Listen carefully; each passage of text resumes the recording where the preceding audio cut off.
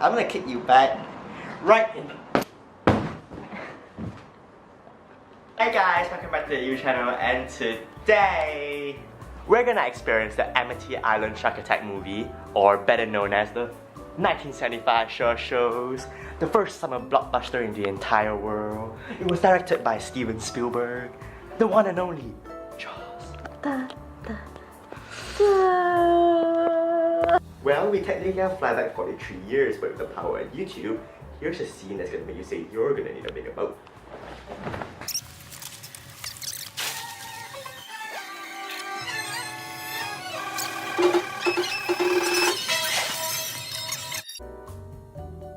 Well, for those who didn't watch the film, here's a little short summary for you. The movie takes place in 1975 on Amity Island with two kids. Well, one was too drunk, the other one was too horny. They both decided to go for a swim. One ended up falling off the pathway, another one getting eaten by a shark. Well, later in the film, one people got killed by the shark, but Chief Brody decided to close the beach, but the mayor wouldn't have it. So he decided to hire two people. One was Matt Hooper, the shark expert, and Quint, the really expensive fisherman, which brings us to our scene.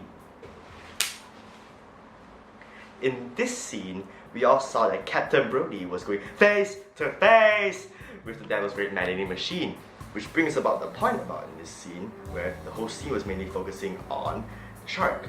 But what we not realize are the techniques being used in the background to actually up the suspensefulness. That's why in this review, we're going to focus on two techniques, which are sounds and camera angles.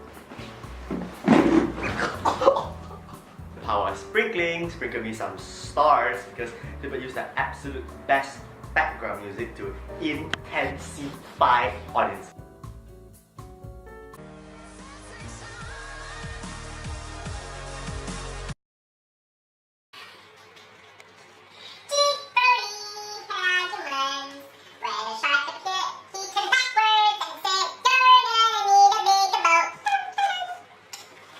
This will lead the audience to believe that, of course, the characters in the film that are actually really scared. We can identify this point because Captain Brody was actually using a very low and dim voice.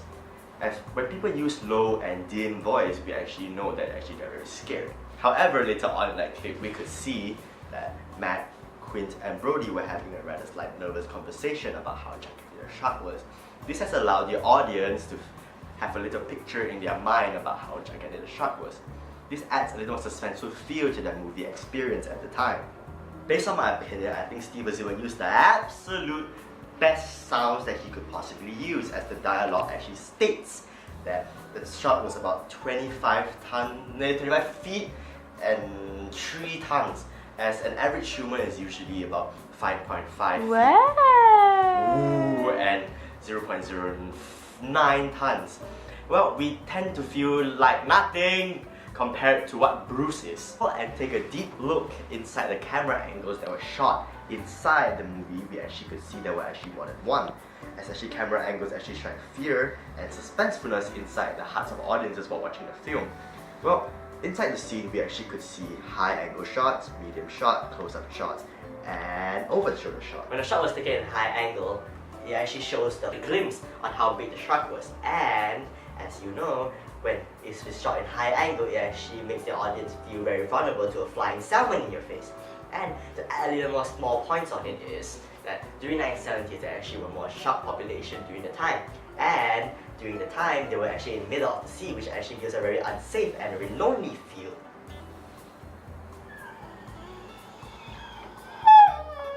Moving on, the close-up shots actually make you feel how the audience actually feel like what happened there just now.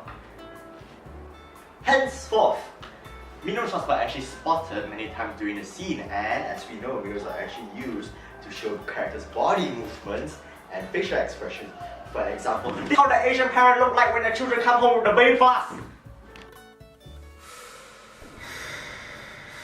Remember that one time you were in school, during an exam, you just don't know anything in the exam, so you look over your friend's shoulder, then you want to see the answers, but you see the demon instead of the treasure you were looking. Well, that is right, that is the over-the-shoulder shots. As we know, over-the-shoulder shots are actually taken from a perspective behind the person, so it actually gives the audience a sense of feel that you're in the scene during the time, which actually adds suspensefulness as they actually they actually can feel that they're in there instead of actually imagining that they're in there. In my very own conclusion, I feel this movie deserves an 8 out of 10. Well, of course, the movie has, of course, like the first ever movie blockbuster. Of course, it has some negative parts in the film because, of course, it did not include your nonsense inside. But of course, the film still remains one of the most glorious films because of its cinematic techniques and cinematography styles. Well, it still remains the elite, and that will be a wrap for today's movie review. I really thank you all for coming and watching this movie review, and until next time, thanks for coming.